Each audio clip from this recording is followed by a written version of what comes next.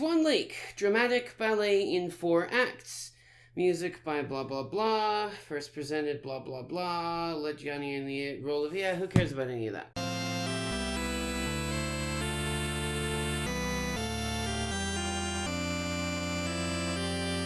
So, I work for a ballet company now, which means that you get to hear me talk about ballets like I talk about literature. Or you have to. Depends on your outlook. Ask any rando on the street to name some ballets. And you'll basically get 2 answers, the Nutcracker and Swan Lake.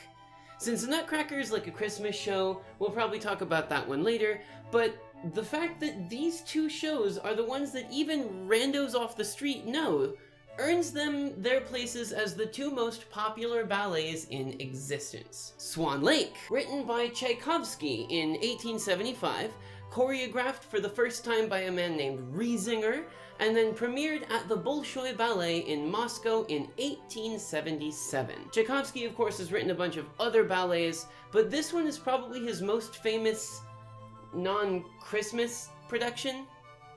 Anyway, here's the plot. Act 1. Prince Siegfried, our main hero character, is a young man at the marrying age of 21, and having a 21st birthday party, a sort of informal gathering of his friends. And his main friend Benno is like, hey man, have you ever shot a crossbow before? It's super hella rad. And then he gives him one as a present. And then a bunch of peasants come to the party and have a great time dancing and bullying Siegfried's older, drunken tutor Wolfgang, but he takes it all in stride. While the party is happening, his mom shows up and is sorely disappointed in Siegfried's life choices, like most parents are. She demands that he choose a wife from the random collection of princesses that just happen to be in town for the royal ball the next night, which is the actual real formal celebration of his birthday and therefore coming of age, unlike this frivolous and wasteful jaunt. Siegfried is bummed out by this because he isn't really into the idea that he should just get married because that's what princes do. And when his mother the queen leaves, his friends see that he's really bummed out and dejected about it, and Benno is like, bro, you know what'd make you feel way better? Let's go and shoot real, actual living things with that weapon of death that I gave you. I just saw a flock of majestic and beautiful swans that we could totally murder in cold blood off at the nearby lake. Now Siegfried, the innocent and pure-hearted protagonist of this story, thinks that going off to murder swans is a great idea, and the party leaves to go hunting, leaving only the too old for hunting Wolfgang alone with the bottles of wine from the party.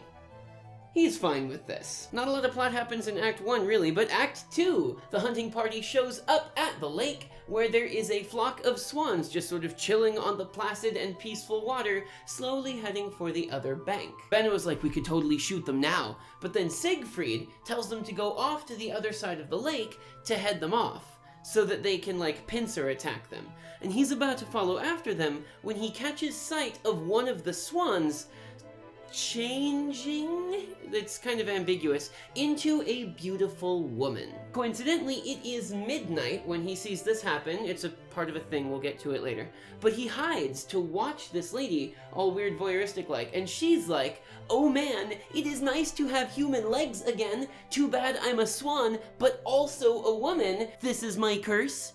And Siegfried immediately falls in love with her and pops out of the woods to say so, but she understandably freaks out and tries to run because the prince is holding an object that is notorious for shooting swans with crossbow bolts and killing them. Obviously, our kind-hearted Siegfried promises to never shoot her, so she calms down. Through some dance sign language, we get exposition. Realistically, very little of the deeper story of this thing is actually told understandably through just the dancing. The deal is that the lake is magical and made of the Swan Queen's mother's tears when she was crying so much, Alice in Wonderland style, because the evil wizard von Rothbart turned her daughter into the Swan Queen for ambiguous and largely unexplored reasons. She's got this curse that makes her a lady only between midnight and dawn. Hey, I told you we were coming back to that. Outside of those times, she turns into a white swan, the most beautiful swan, whatever. The curse is broken only if someone who has never loved another pledges their undying and undivided love to her and then marries her, which is a lot to ask in the span of like midnight to dawn. Like, that's what, 4-5 hours in some places? It's not very much time to like do all that stuff. But anyway, Siegfried immediately makes a bunch of really important life decisions with no real consideration as to what the consequences would be on his life, and says he is down to do all of the things that she just said, and additionally picks up his crossbow indignantly to go and find that evil wizard von Rothbart and shoot him for being a prick. Rothbart shows up, and he's like a shapeshifter as well. He can turn into various things, one of which is this huge, horrible, terrifying owl form, like 90% owl, 10% human type thing. Razor sharp claws, a huge beak. It's terrifying. It's supposed to be terrifying, at least, but many of the costumes that we get for von Rothbart are just a doofy looking owl suit. But anyway, he shows up in his terrifying owl form just at that time, and then Siegfried, the brave prince that he is, aims his crossbow to try to kill him. But the Swan Queen Odette has to like rush over and push the crossbow down so that he won't shoot the magician, because apparently, and follow me on this, if the magician is killed or dies before the curse is broken, it stays that way forever, and she has to stay mostly swan, partly woman. So von Rothbart disappears, like, haha, you'll never kill me, and then the prince begs Odette to come to the royal ball tomorrow, whereat he is required to be wed anyway, so why not kill two birds? Ooh, you get the idea. She replies that the curse also prevents her from coming to the ball until she's actually married, and warns Siegfried that von Rothbart will stop at no trickery and go to any lengths to make sure that the Swan Queen stays a swan. She implores him to watch out for trickery and stay faithful, or else she will die. He swears that he will, obviously, and then the audience knows that some shit's about to go down with that Chekhov's plot device. Of course, von Rothbart didn't just leave. He's like sitting in the trees or something, listening in on the conversation that the Swan Queen is having with the person who could very well break the curse that she has got on her. Siegfried is so dumb. Siegfried is so dumb. Smash cut to the other swans who are just chilling on the water. They're still ladies now, like all of them turned into ladies, because it's largely unexplored as well, but apparently these swans are also ladies that have been turned into swans by von Rothbart for other reasons, I guess, but then in some tellings they're just normal ass swans, so I don't know really what's going on in it. But anyway, Benno and the hunting party show up and are about to fill them full of crossbow bolts, and then the swans react by, understandably, flipping out and trying to escape. So then Odette rushes in and like imposes herself between the hunters and her charges, so that if they are gonna shoot them, they have to shoot her first. And when they don't stop aiming at a woman, by the way, like, the Swan Queen is full woman form, not swan even a little bit, but yet Benno and the others are like, "Durr, we want to shoot swans. Let us continue to shoot at this woman!" Whatever, they don't stop aiming, and so Siegfried stumbles in and commands them prince-wise to stop. And he's like, it turns out that these birds are actually magically cursed girls, yada yada, and he explains it, and then everyone is like, wait, that can happen? Oh, man, we had no idea, we're really sorry. Now, realistically, there's no plot reason for the swans to do their dances here, since the hunters leave, and Odette and Siegfried disappear into the forest together, but there's a bunch of swan dancing now. Anyway, after a little bit, Benno and Siegfried come back, and Siegfried looks for the Swan Queen to no avail. You'd think that he'd have been able to keep track of her since they left together, but I guess that's what love at first sight does to you? It makes you both blind and stupid? Don't ask me, I didn't write the plot of this thing. Oh, but now actually, Odette does come in, and she doesn't notice Siegfried because, aforementioned, stupid and blind. So she does that famous Swan Lake pose, you know the one, and then she and Siegfried have a pas de deux, which is like a partner dance, while the hunters and Benno each end up picking up 2 swan chicks each. kind of feels like they got the better end of this bargain. Now, in some stagings of this ballet, the huntsmen who show up to the party already have ladies with them, ostensibly their wives. You know what they say though, if at first your wife is not cool enough, go into the forest and find 2 anthropomorphic swans instead. So they finish their dance, and then the other swans dance some more, because what's a story ballet without a whole bunch of stuff that's not relevant to the story at all to pad out the time and show the virtuosity of the dancers in your company. But they do get to perform a cool pas de quatre, which is like a 4-person ballet, which is almost as famous as the pas de deux with the black swan. Ooh, sorry, spoilers, I'm skipping ahead. The sun finally begins to rise, and all the swans are beckoned back to the water to turn back into birds. And Siegfried is all like, wait, don't go. What about if you just, like, ignored the curse that you have and didn't turn back into a bird and just stayed the beautiful lady that you are? And then Odette is like, oh man, I wish I thought of that myself. No, stupid, that's not how curses work. Look, now von Rothbart is here, he's at the edge of the water, and I am compelled by his wicked sorcery to go back. Oh, now we're all swans again, and we are flying away. That's actually, like, really literally how it happens. She doesn't narrate the whole thing, of course, because nobody talks in a ballet, but that's basically what goes down. So Siegfried is all emo about this, and Benno is like, come on, dude, she'll be back. She's a bird. They always come back, because they do this thing called migrating, you see. Like, every year they leave from one place and fly to another, but Siegfried is too emo to care about bird science.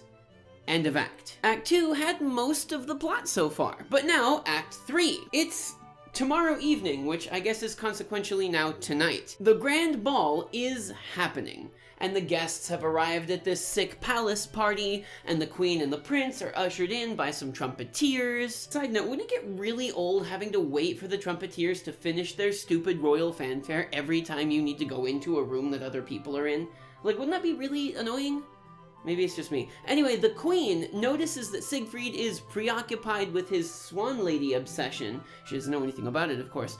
But she chides him for being distracted because there's so many guests around. And he promises that he'll pay attention, but we all know what he's thinking about. Now here's where a bunch of the stagings differ a bit. A bunch of dignitaries from faraway lands like Holland and Italy and Prussia, yeah, it's still that time of history, show up to show their, I guess, honoring of the prince's coming of age and recognition that, oh, now he's actual, like, real level 2 royalty stuff. And in some stagings, these dignitaries bring their princesses with them, who are there to try for the hand of the prince in marriage, and they each perform their own country's style of character dance. But in other stagings, the dignitaries are just there to party, and the queen has set up 6 other identically dressed ambiguous kingdom princesses, or whatever, to try for the same effect. Whatever the case is though, we obviously know that Siegfried is clearly disinterested, much to the silent horror of his mother. She's over here, like, looking at him, pointing her finger like, okay kid, I brought all these hot princesses here so that you could take your pick, because this is a part of history where this sort of thing is still accepted, and it's not abnormal for arranged marriages of a political nature to happen between the kingdoms of you and other. So you better pick the one you think is prettiest, despite not knowing anything else about them other than that they can waltz and or polka real good. But the prince is all, hey, have you ever heard of this thing called marrying for love and not for political gain or convenience? It's this new thing I'm trying out. Send all of these admittedly very pretty hot ladies home. But then, trumpets again, except, like, darker sounding. Like, if trumpets can sound sinister, this is where they would do it. A weird guy shows up, like, dressed like a knight, and brings in a lady with, like, a mask or a veil or some other face covering thing going on.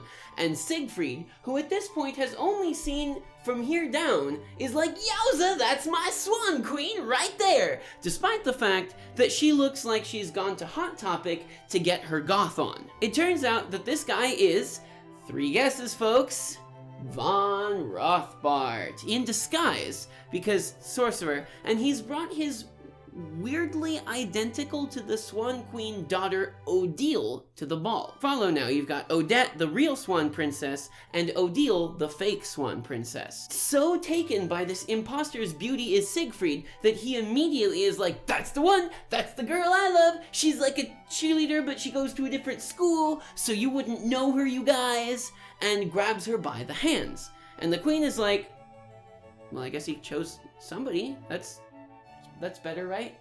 Better than nothing. And this spells doom for Odette, who, despite her saying earlier that she can't come to the ball until she's married, she's like standing outside staring in through a window or something like that, and is like, wait, no, that's not me. You didn't even check if it was me. You didn't even check. You didn't, like, she's where. So Siegfried and Odile do this cool pas de deux together, where Odile covers his eyes so he can't see that Odette is crying outside, because curses are worded so specifically in this universe that when he's like, yeah, this is the one for me, Odette is forever doomed to remain a swan because words have power. And that's a literary trope I can talk about for days right there, but this is not a trope video, this is a plot video. Odette disappears in grief, and Odile and von Rothbart laugh maniacally at their evil plan working. I mean, like, really, what has Rothbart got against Odette anyway? Like, this is never explained. What did von Rothbart have against either Odette or Odette's mother to just, they go on and they dance some more. And then Siegfried goes to the still disguised as a regal looking knight, von Rothbart, to ask for Odile's hand in marriage, which is instantly granted, so long as he also swears that he will never love another as long as he lives. And the prince is a little offended by the notion that he could possibly ever love someone else beside his beautiful swan princess, but swears it. The second he does, though, he remembers that he's actually been asked that specific thing before, and things start to click in his mind slowly. So, like, in a ballet, all the main characters have a sort of overture theme song, and when this happens, von Rothbart and Odile do the maniacal villain laugh thing again, and Odette's theme, but in like a minor key, crashes through the music that's being played by the orchestra, and like thunder and lightning start to rumble through the sky because, again, sorcerer of vague and undefined powers. The guests that are at the ball, all the dignitaries and stuff, start to flee in terror as they can tell that some serious sorceress stuff is about to go down, and nobody likes magic in this world, apparently. Siegfried turns and finally sees that Odette is there, just like wilting out of sadness in the distance. Cut to black. Act 4, the thrilling conclusion to what the marketing team at my ballet company calls the ultimate romance. Smash cut to the lake again, where all the swans are hanging out there waiting for their queen to get back. And it seems like they know that she's been slighted or betrayed or something like that, and when she gets back, they try to console her, but she sort of like brushes them off, like, oh no, the magician has won, I must die now, them's the rules. And then one swan is like, dude, chill, Siegfried had no idea that magic existed at all until yesterday, when he watched us literally transform into women. There's no way that he could have possibly known that the illusion that von Rothbart used on his daughter wasn't you. And Odette is like, oh, you mean except the completely different style of dancing, the weirdly cold demeanor, the overconfidence and arrogance, and the fact that she basically stole my style and dip-dyed it black? Oh yeah, nobody could have possibly known that. No, he's lost to me, and I must forfeit my life dramatically. Somewhere in the back, one of the swan teenagers probably turns on a My Chemical Romance song on their MP3 player to reflect how stupid and emo this bit of the story is. Siegfried stumbles into the glen where the lake is and tries to reconcile the situation, but his dramatic lover is hiding from him in the other swans. But the other swans finally give her up, and they have a quick embrace before he professes his infinite, undying love for her and only her, and also how mad he was that he was tricked by a literal, actual magician, like magic-using wizard. And she forgives him, ultimately, yes. But the rules are of this curse that she still has to die now. Conveniently, this is when von Rothbart appears to watch her die.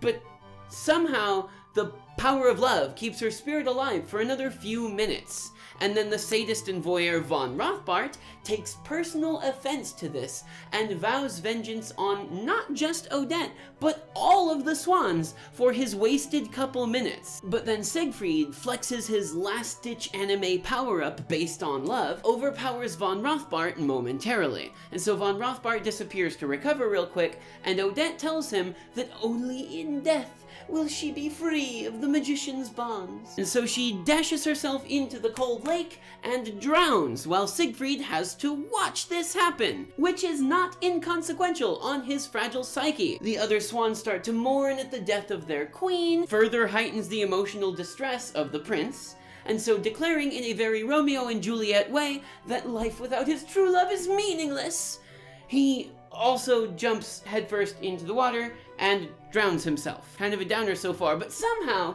this specific thing was the trigger that could actually kill the magician.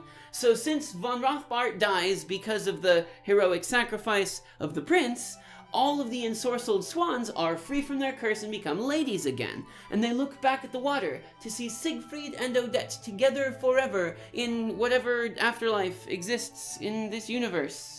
Except, plot twist, this is only one of the like 20 endings that have been staged in this ballet. In one specific Soviet staging, Odette and Siegfried are somehow resurrected by von Rothbart's death and live happily ever after. There is a version of this ending where Siegfried tears off von Rothbart's wing and kills him with it, restoring Odette and the other swans so that none of the protagonists have to die at all. Rudolf Nureyev, the very famous dancer, choreographed a version where Odette does die, but then Siegfried kills von Rothbart in a fight, and somehow she resurrects from the dead. And then one version ends the exact same way as the original, except Siegfried and Odette are now both swans, which is kind of like, isn't that opposite to the thing that they were trying to do? Like, they were trying to make it so that Odette isn't a swan anymore, but then the eventual end of the story is, now they're both swans forever. There's even a couple versions of the show that were staged specifically for children, where, among other things, the other swans sort of like rise up and defeat von Rothbart to defend their queen and her new lover consort thing. There's another one where Odile and von Rothbart are siblings, not father-daughter, and they are forgiven for their slights by the main pair, and then they all stay friends after von Rothbart gives up his evil magic because friendship is the real magic. Perhaps the worst ending for everyone involved, though, is the one where Odette kills herself, Siegfried is forced to marry Odile, and von Rothbart just wins. Endings vary with as many variations of the main duo and von Rothbart living or dying or coming back to life or whatever, so you're gonna have to work really hard to collect the whole collector's set. But like, in the original ending, what happens to Siegfried's mother, the actual queen?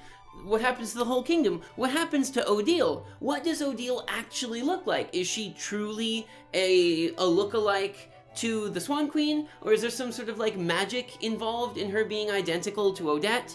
Are they twins? Can Odile turn into a swan too? What is the plot of this whole thing? It makes no— Swan Lake is definitely one of the most popular ballets in existence, and for a good reason. It's an engaging story, if you can figure it out, and the music and dances are both very good and everybody knows them.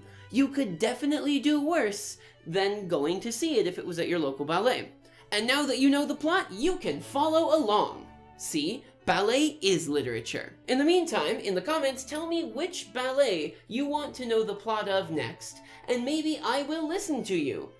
I really liked making this video, so I'll probably do a few more what the hell is going on in this ballet video. If you are in town in Las Vegas in October of 2019, when this video is coming out, you can get tickets to the Nevada Ballet Theater's production of Swan Lake, which you can get at nevadaballet.org. This is not a paid sponsorship by them. I just work for them now, so I may as well show my stuff. But yeah, you can come see it. That would be rad. So thank you guys very much for watching. I hope that this camera frame doesn't make things really weird. I'm trying out a different setup in the room where the camera is, where the microphone is, and all that. But we'll see what happens out of it. Thank you guys again so much for watching. I hope that you enjoyed it. If you did, the like and subscribe buttons are waiting below the video. You know what to do with them. The mouse button happens and they go. You can also follow my socials. That's the Facebook and Twitter that are in the description box. I'm not very good with the Facebook, but I'm promising to try to do more of it, because what's the point of social media if I don't? You can also go onto the Discord that I've got there. I'm a little bit more active on there than I am on Facebook. Thank you guys very much again for watching, and I'll see you next time.